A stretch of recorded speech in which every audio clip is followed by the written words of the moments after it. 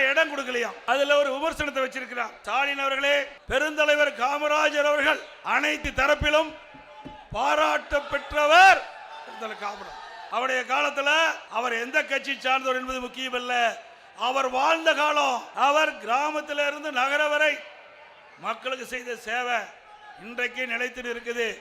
அப்படிப்பட்டவர் மறைந்தார். அந்த கட்சியை சேர்ந்தவர்கள் திரு கருணாநிதியை சந்தித்து காமராஜர் அவர்களுக்கு மெரினா கடற்கரையில் நல்லடக்கம் செய்வதற்கு எஸ்.ஆர். பாலசுப்ரமணியம் அவர்கள் அவரை சந்திச்சு இடம் கேட்டார்.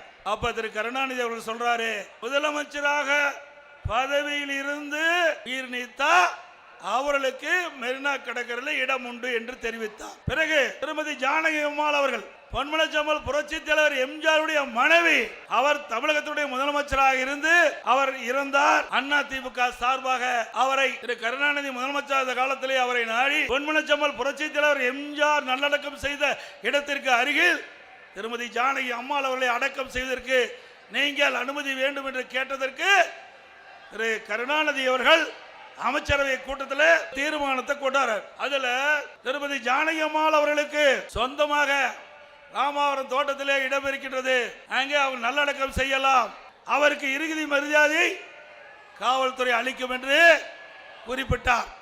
அப்படி இருக்கின்ற பொழுது திரு கருணாநிதி அவர்கள் முன்னாள் முதலமைச்சர், அவர் மற்ற தலைவர்கள் முன்னாள் முதலமைச்சர் இருந்து இருந்த பொழுது என்ன திரு கருணாநிதி சொன்னாரோ அதுதானே பொருந்தும்.